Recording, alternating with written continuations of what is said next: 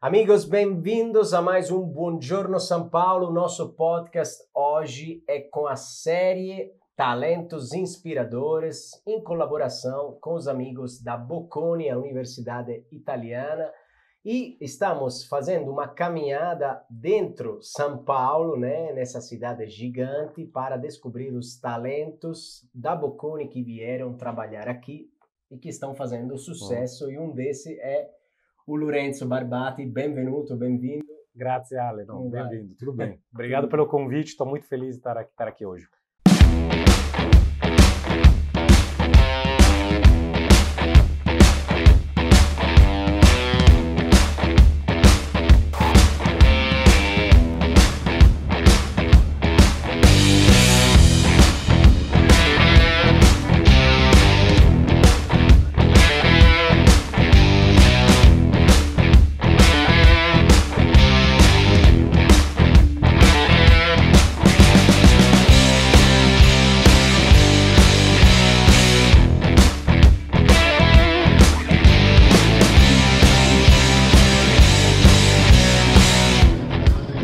Lorenzo, é um prazer de verdade estar aqui com você. Eu te conheço já faz um tempinho, eu sei o seu trabalho é muito interessante. Vamos primeiro contar para os nossos amigos, né, que o seu trabalho, né, você trabalha muito com startups, venture. Vamos explicar um pouco o que você faz aqui em São Paulo e também Perfeito. o que você estudou em Milão, na Bocconi, né? Perfeito. Bom, eu estudei em Milão na Bocconi, me formei em 2010 em Business Administration, Economia Aziendale, né, que é administração, seria aqui.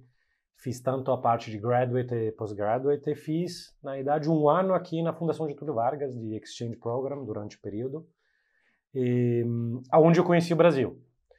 Eu mudei para o Brasil em 2010. São Paulo acaba sendo, para mim, falo um pouco, uma segunda casa. Minha mãe é de dupla cidadania, ela é brasileira e italiana. Minha mãe nasceu em São Paulo, Mesmo? porque meu avô emigrou nos anos 40 para São Paulo, logo após a Segunda Guerra Mundial. Ele tinha se formado em estatística, ele encontrou uma pessoa da família Matarazzo e decidiu emigrar. Então ele com meu avô emigraram, e minha mãe e meu tio nasceram em São Paulo. Nossa. Minha mãe, nos anos 60, decidiu voltar para a Itália, onde mora até hoje. Então teve esse intercâmbio de famílias, né? Minha família veio, voltou, e depois eu que estudei, eu sou de Bolonha, De Bolonha, né? Estudei em Milano Bocconi, e depois mudei para cá, definitivo, em 2010.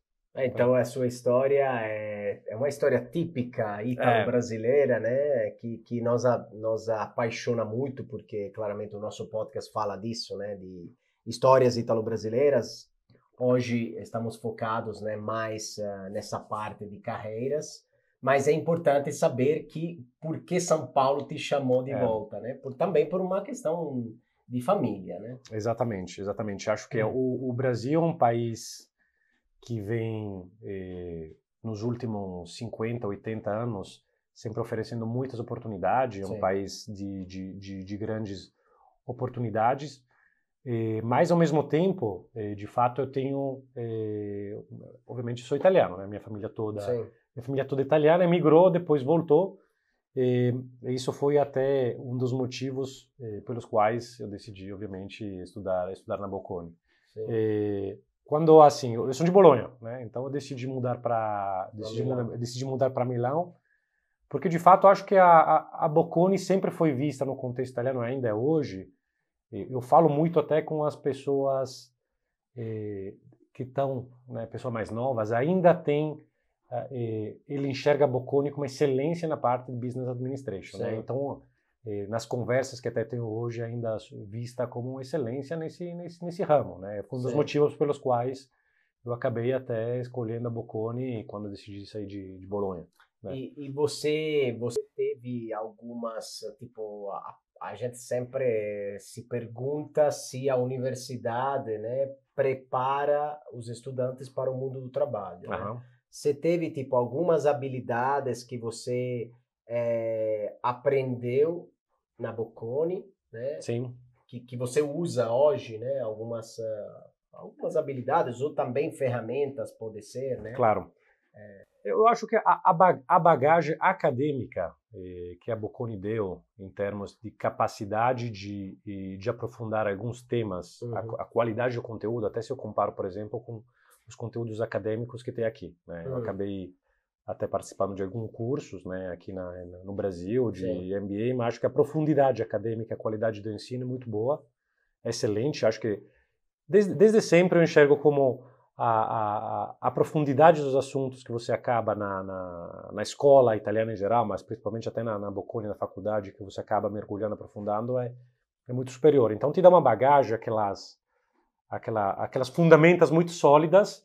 E, em termos de ferramentas, de fato, assim, eu acabei aprendendo muito bem Excel, que é uma ferramenta que você usa de fato para todo o caminho, mas principalmente eu acho que é a capacidade de você conseguir estudar e incorporar conceito, né? Então isso é uma capacidade que é muito útil porque você aplica depois nas fases evolutivas da sua vida, em outros trabalhos que você possa desenvolver. Então a capacidade acadêmica é fundamental, uma bagagem que você leva para frente para sempre, né?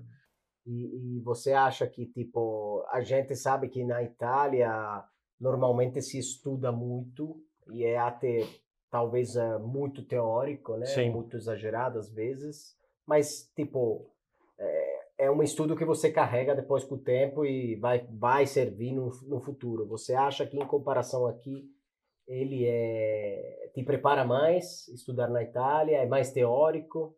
Então, eu acho que assim,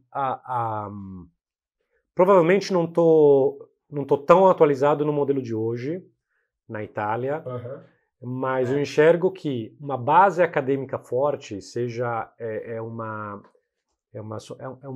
um conjunto de ferramentas que você depois vai levar para frente na vida. Então, às vezes, poderia ser um pouquinho mais, em termos, reduzir um pouquinho a carga, ter um pouquinho mais de oportunidade de trabalho, de estágio, trabalhar um pouco mais, poderia fazer sentido.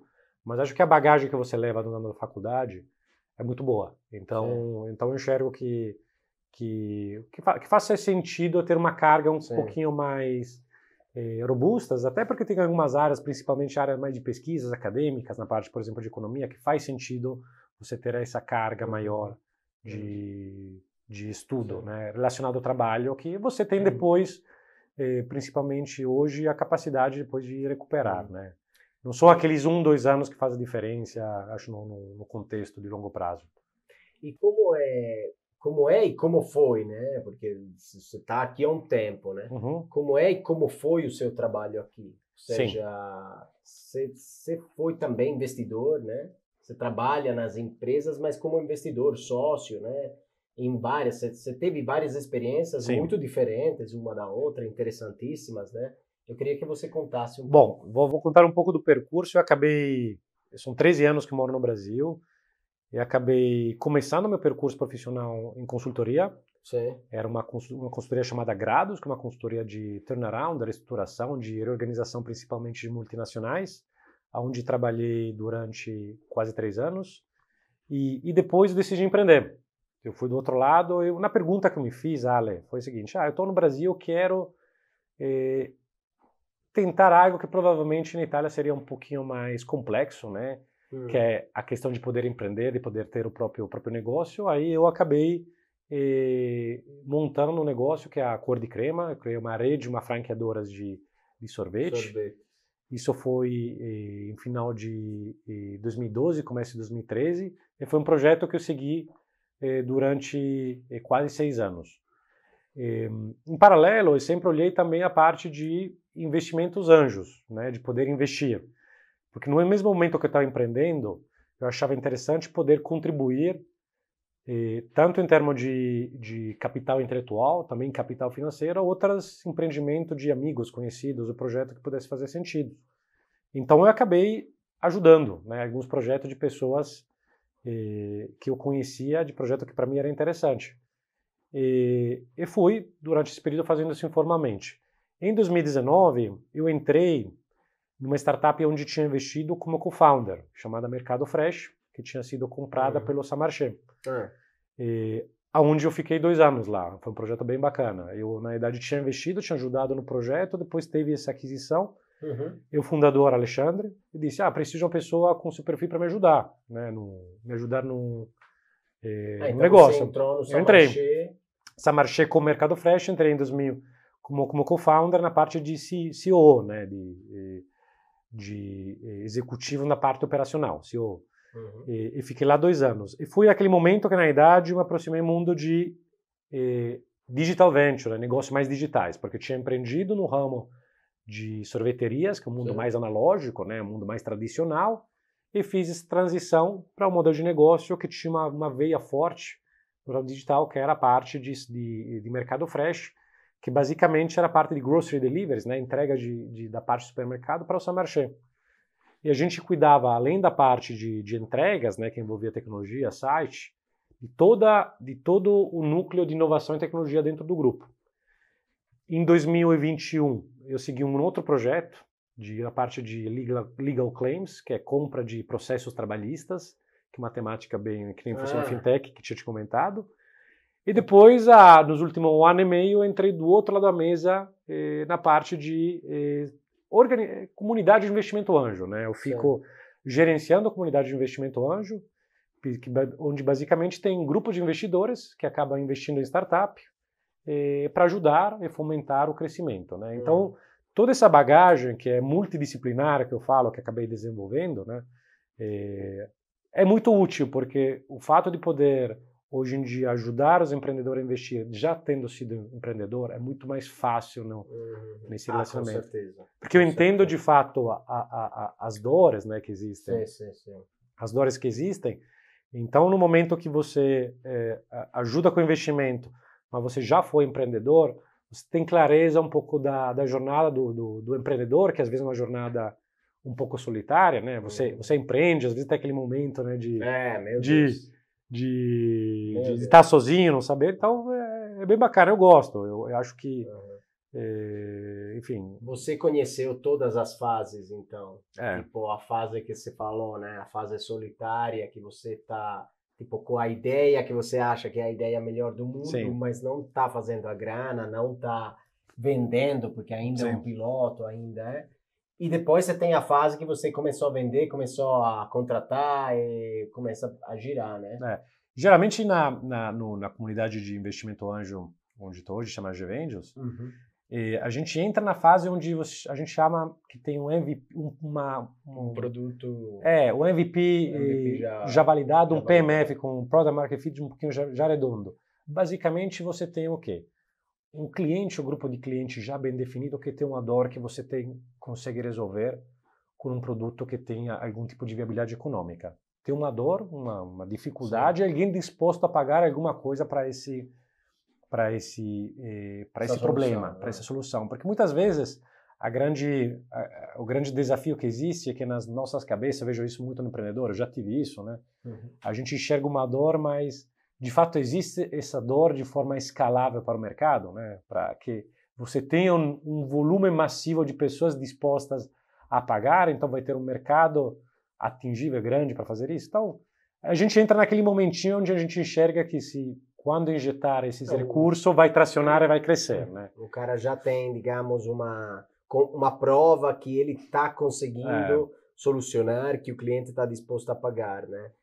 Agora, quanto você acha que esse assunto está sendo desenvolvido nas universidades? E claramente, no caso da Bocconi, se você, na sua época, já tinha esse assunto, eu me lembro que na universidade tinha começado a falar de startups, de incubadores, né, de aceleradores de startup dentro das universidades. Mas quanto você acha que foi desenvolvido?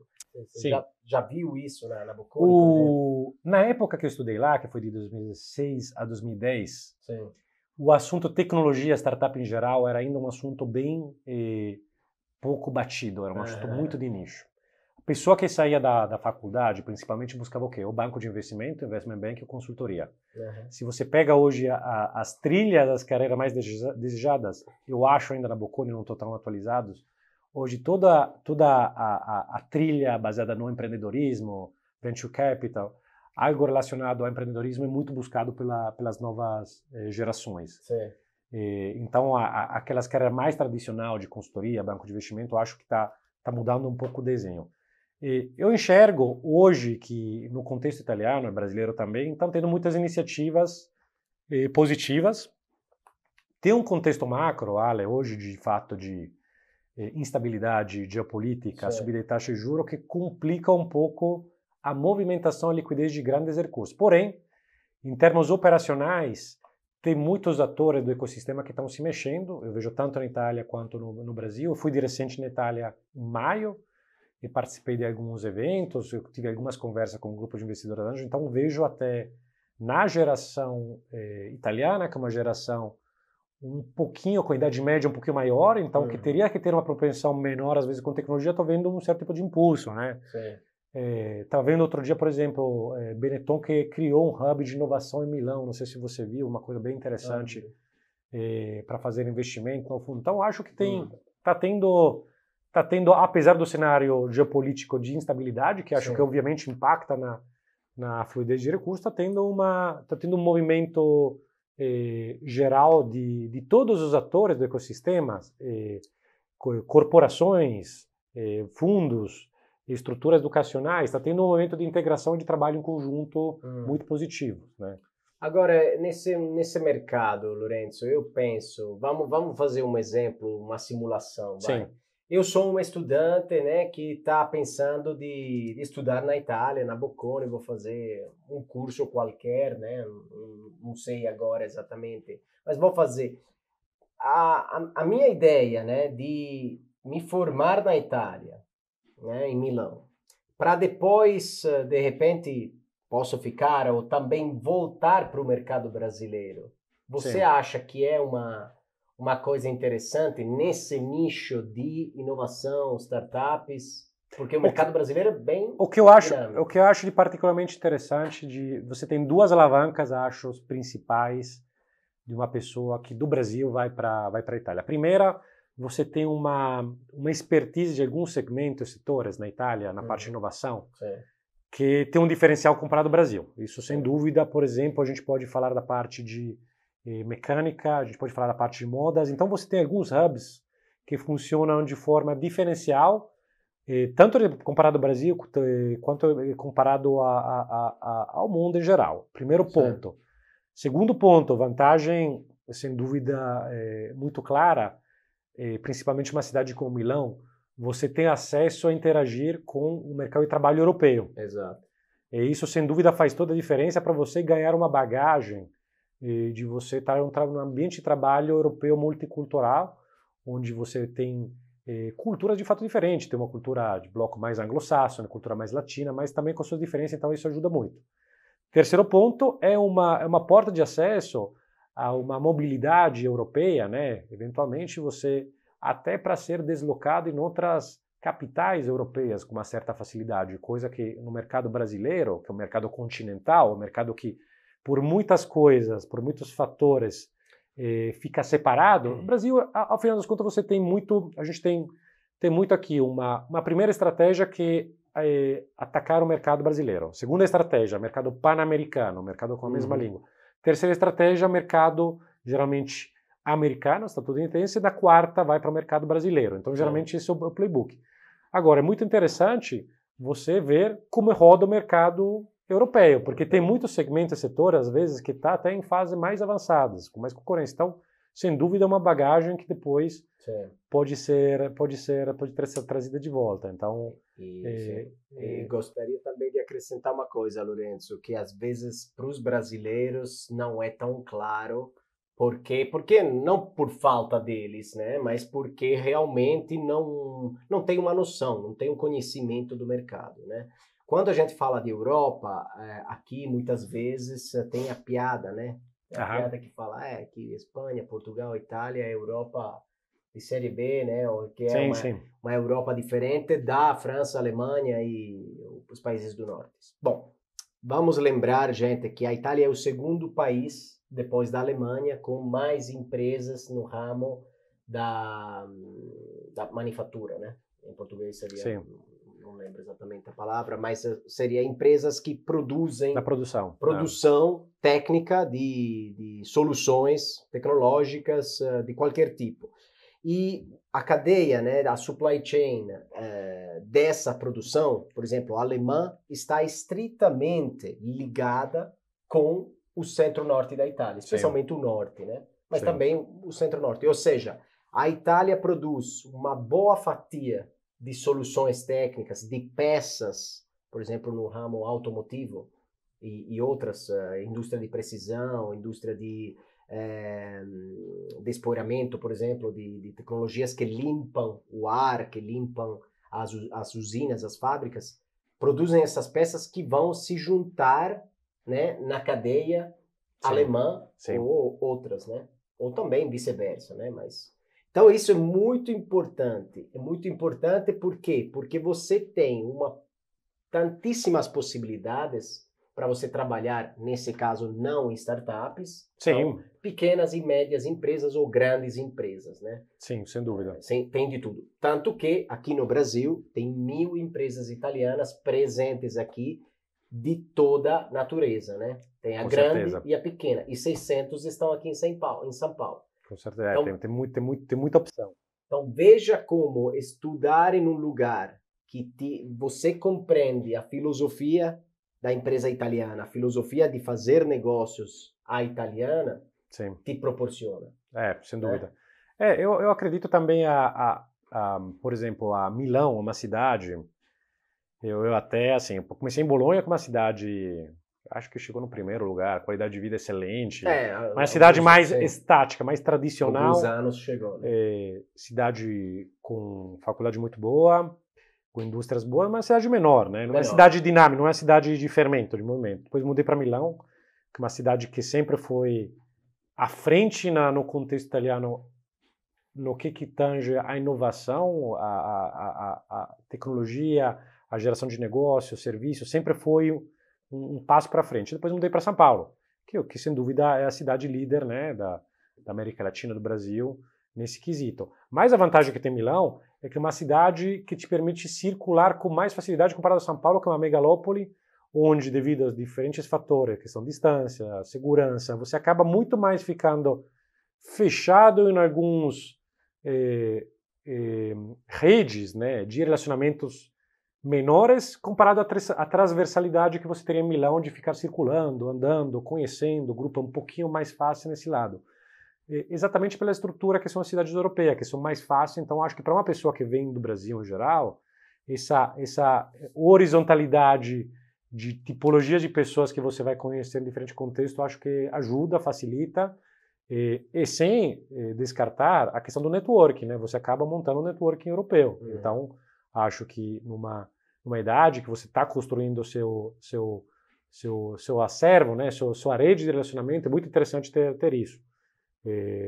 Eu tenho aí até hoje grandes amigos que eu mantenho contato da época da Bocconi, que estão alguns na Itália, alguns estão em Londres, acabaram viajando, mas acho que essa questão de criar relacionamentos complementares, diferentes, pessoas que possam agregar, isso sem dúvida é fundamental. E tem a questão que, de fato, isso é 99,9% das vezes, o povo brasileiro se dá muito bem com o povo italiano. Tem uma empatia profunda, de fato de fundo, que você vai perguntar para alguém do Brasil que foi para a Itália, fala, não gostei, ficou uma merda, não me dei bem. Eu já ouvi isso, com todo respeito, a pessoa que foi às vezes para Berlim. O cara ou amou ou odiou, porque o povo alemão é diferente. Então essa empatia que existe com o povo italiano, a priori, isso facilita esse intercâmbio. Então acho uma alavanca muito importante na priorização.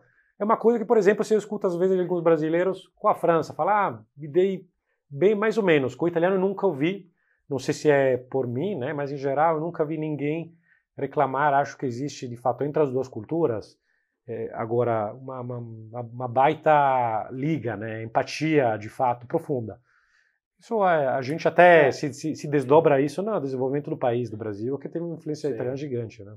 Sim, com certeza. Bom, isso é o nosso pão cotidiano. Você sabe melhor que eu. Falar de italianidade aqui no Brasil realmente abre uma porta aberta, né? Mas realmente, quando se fala de universidade italiana, assim, a gente tem um outro problema, que a gente falou das oportunidades. O problema da Itália não é a formação das pessoas, né? O problema é que essas pessoas depois elas vão procurar trabalho em outros lugares, vão fazendo outras experiências, mas realmente a formação, Sim. ela é ótima, tanto que em muitos lugares dos Estados Unidos, né, na parte da aviação, do aeroespaço, etc., tem italianos envolvidos. Perfeito. Então, se você, tipo, não, eu quero fazer uma experiência num país que só se fala inglês. Beleza, então a Itália não pode ser escolhida. Beleza, tudo bem que os cursos são em inglês, né, o curso da Bocconi. Mas assim, se a escolha é essa, tudo bem, é um raciocínio. Agora, se tem uma escolha de dizer, quero ir na Europa, que já, né, a Inglaterra não é mais União Europeia, né? É Europa geograficamente, mas não é mais União Europeia. Quero escolher um país europeu. Aí, tipo, você tem essas oportunidades, várias, né? Não quero dizer que a França não é, a Alemanha Sim, não é. sim, sim. Mas eu acho que a Itália, ela tem essa opção que te dá uma grande formação, você se aproxima a uma cultura única no mundo, é um idioma que de qualquer jeito é um idioma mais interessante, útil se você quer trabalhar no nicho Brasil-Itália, né? E de qualquer jeito, no mundo, vai ser reconhecido como uma educação de nível superior. Exatamente, Né? exatamente. Para mim isso é super claro, né? É super transparente. É uma bagagem que você leva para frente depois para toda a vida, essa parte educacional, não tem dúvida. Sem esquecer que a parte que talvez não seja do lado econômico, a parte cultural que você pode aprender na Europa no geral, mas na Itália especificamente, é uma bagagem que para quem quiser chegar no nível de C-level, né, você precisa ter. Você precisa ter, né? Eu acho isso é um ponto muito, muito importante. Eu acho que a bagagem relacional de conhecimento que você nesses anos pode desenvolver, num período entre os 20 e 25 anos, é muito importante. Todos são ativos, né? São ativos que educação... Como aprender a estudar um ativo? A capacidade de você aprender a se relacionar com culturas diferentes. Tudo vira um ativo, é um percurso muito importante. Sim. Então, as pessoas sempre que considerarem, falar, isso é um investimento. Quando se fala do investimento, né? É um investimento de tempo, de recurso, mas em si mesmo, sem dúvida. É em você mesmo. Eu sou eu acredito muito nessa questão. E você continua mantendo contatos com os estudantes, os seus colegas, né, de Milão, aqui em São Paulo, também na Itália, se você tem uma relação próxima? Eu falo com alguns amigos lá na Itália e não participo tanto acho que na correria de eventos de alumni e da Bocconi, tanto fora quanto aqui.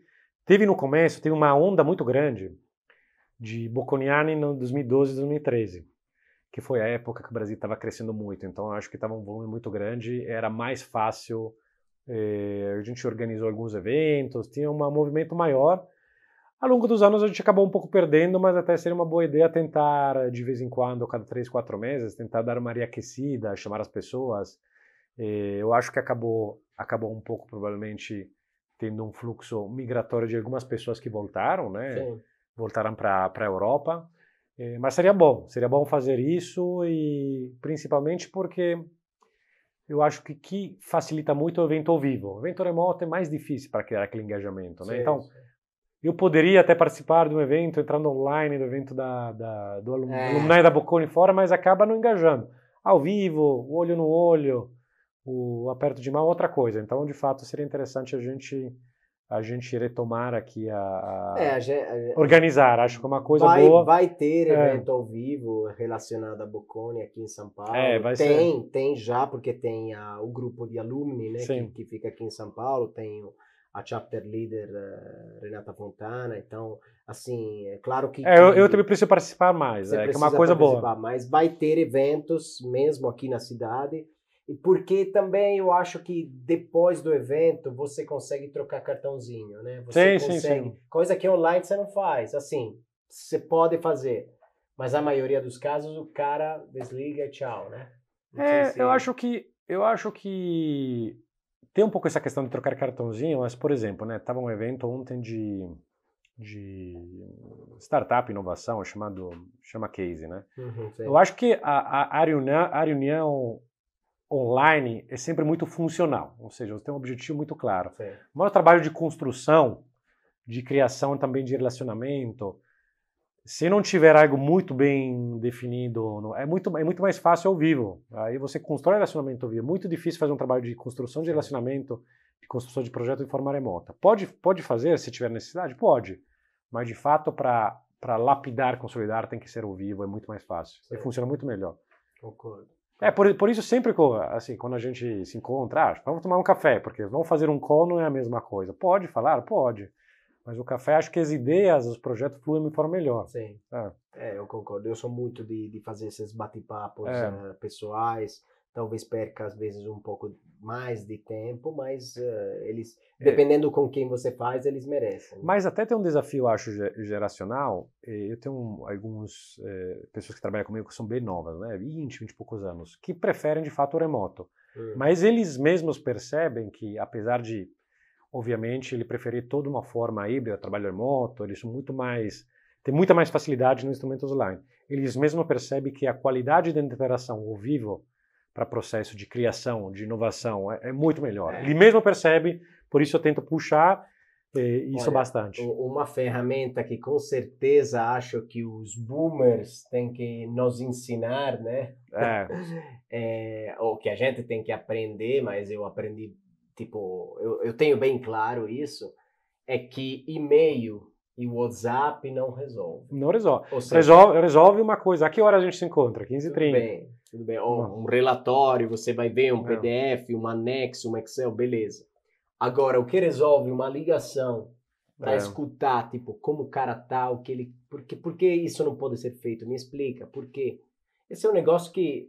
Tudo bem, se você é pequeno empresário, você está acostumado porque todo dia você tem que ligar para alguém ou para vender ou para não pagar alguma coisa ou pagar mais barato, né? Sim. Então, assim, o e-mail realmente ele funciona e ele é uma ferramenta maravilhosa, mas a gente precisa também lembrar dessa parte humana.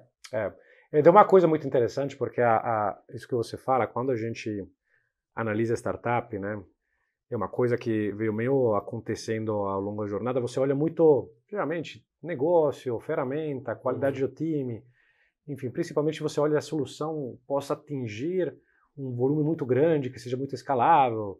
Você vê muito essa questão das fintechs, mas tem uma coisa muito importante que é muito difícil de parametrizar, que são as soft skills do executive team, dos fundadores, as capacidades intrínsecas. E isso é só com, eu acho, experiência, com quilometragem, ou seja, de interação. Muitas vezes você só consegue fazer online, mas você tem que puxar de alguma forma algum tipo de perguntas que te permita aprofundar um pouco, mas o vivo é sempre melhor. Então você vê, por exemplo, a resiliência da pessoa, a capacidade de escutar, a capacidade de vender o próprio projeto, né? A sales ability. Então você vê toda uma série de soft skills que às vezes são... Porque às vezes a pessoa é um excelente, mas não sabe muito vender o projeto. Se você não sabe vender nem para investidoras, nem para o seu time. Então você junta todas essas pecinhas, eu falo, ao vivo tudo isso é muito mais fácil, né? Remotamente um pouquinho mais difícil, mas é mais funcional. Você disse tudo, né? É uma coisa que também faz parte da sua característica pessoal, da sua cultura, do que você leu, do que você aprendeu em família também, né? É uma junção, são vários tópicos, várias coisas que você carrega, né? Então, isso é uma parte que às vezes a gente brinca, né? 80% é dedição e força de vontade, 20% é técnica, né? Exato. Às vezes tem pessoas que não acreditam nisso, pode acontecer, mas eu acho que realmente é mais a força de vontade, a resiliência, como você falou. E só fechando, nessa parte de criação de bagagem de soft skill, falo especificamente no trabalho, você entrar num contexto europeu com um perfil de pessoas diferente, você incorpora toda uma série de skills, aprendendo de outras pessoas que às vezes não vão ter os seus coetáneos aqui do Brasil. Então é isso muito interessante também. Então nunca esquecer, né, a importância de se relacionar com pessoas que venham de histórias, de percursos diferentes, para incorporar algumas características que que você não tem. Que é um pouco que eu fiz de forma complementar vindo para o Brasil, né? Que você também fez. Claro. Então a gente italiano vem para o Brasil, você acaba incorporando algumas características que às vezes não teria, né? Que às vezes nossos coetáneos que só moraram na Itália não teria. Então essas complementaridades, até essa dicotomia entre um país mais rápido, mais novo, mais acostumado à mudança, como o Brasil, um país com muita tradição, isso se complementa muito bem. Eu acho que a duppietta, né? O Brasil e Itália se complementa muito bem características de soft skill e de visão de mundo. Eu concordo. E queria te perguntar um negócio sobre a vida, mais, digamos, a vida na Bocconi, mas com, digamos, a parte de estudar, participar das associações, esporte, e também a parte das festas, as coisas que aconteciam. Cara, eu acho que assim, eu fiz parte de um grupo que é de Junior Enterprise da Bocconi, chamado GM, na época. Então, lembrando um período um pouco da associação, que foi bem interessante, a consultoria. E eu acho que assim, quanto mais tempo a pessoa, o estudante conseguir dedicar de uma forma saudável para relacionamento com outros estudantes, ele tem que aproveitá-lo, né? Eu acho que a capacidade de gerenciar o próprio estudo de forma eficiente, dedicar muito tempo ao relacionamento, isso significa encontrar pessoas, pode ser falar de negócio, pode ser ir para festa, de uma forma saudável, né? Eu falo sempre equilibrar. Isso tudo vira depois um ativo, né? Porque depois, quando o ciclo de vida muda, você chega, aí você... A sua matriz do tempo tem parâmetros diferentes. Então você tem nessa fase, aproveitar, e não falo, não vai lá, não estuda nada, mas otimize. Às vezes tem um percurso, vai para a aula, deixe o trabalho, estude de forma eficiente e dedique esse tempo é um investimento. Porque toda essa bagagem vem das festas. Então, assim, eu acho que na minha época acabei balançando bem, nunca... nunca exagerei. Também era bem sempre teve equilibrado. Quando tinha que estudar, estudava, mas participava das festas. Festas, tem que ir. Só que eu sabia que tinha momentos que não era para fazer, era para ficar, mas também não ficava em casa sempre, né? Não digo que foi perfeito, de eu ter pulado uma aula ou outra depois de uma festa, mas eu falo, isso faz parte, não é que sugiro. Mas faz parte e você vai balançando. Eu acho que é importante nesse período você dedicar. Mas você sabe que isso me lembra uma citação de um empresário italiano, o Brunello Cucinelli, né, que ele fala de São Francisco, né? Que São Francisco é mestre das relações humanas. Sim.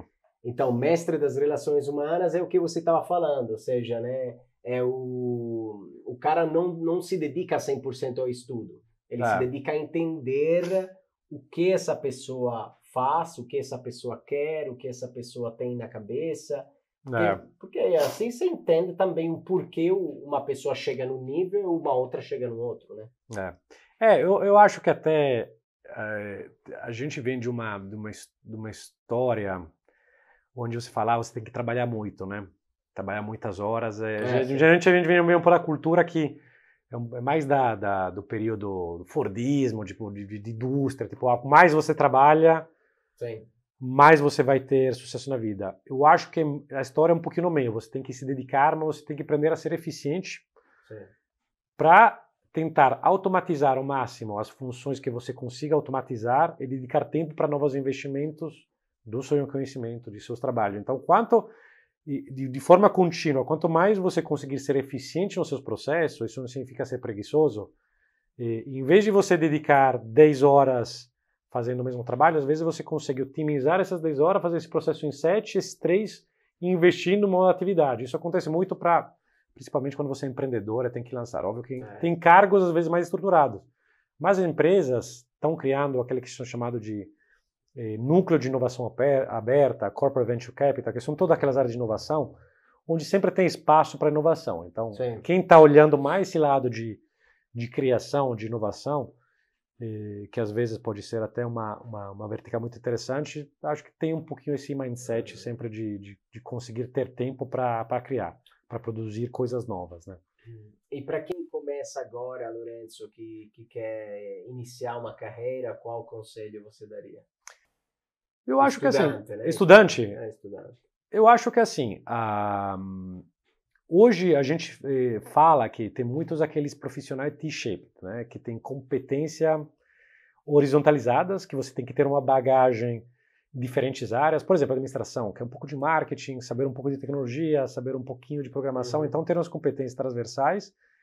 Para começar, eu sempre sugiro muito você desenvolver essa bagagem de soft skill, então se relacionar, então rodar a quilometragem, né, com pessoas novas, isso é o que a máquina nunca vai criar, nunca vai conseguir co-criar. Quando a gente fala de inteligência artificial, vai poder copiar tudo, mas nunca vai poder copiar a soft skill, as competências que a gente tem. Então, quando a gente fala de todas as novas máquinas que estão sendo criadas, novos modelos de programação, inteligência artificial, eles nunca vão chegar no ponto de pensar que nem um ser humano.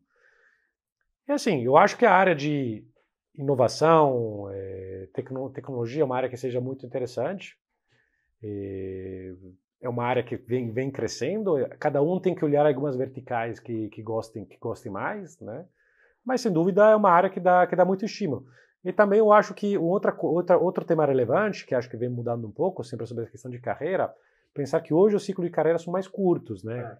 Você tem uma possibilidade de se movimentar no mercado de trabalho com mais agilidade, e você vê isso muito nos percursos. Então, não tem mais aquele conceito de entrar numa empresa para a vida toda, e entrar já e ir rodando, aprendendo coisas, aprendendo temas que te interessam e fazer as coisas com paixão.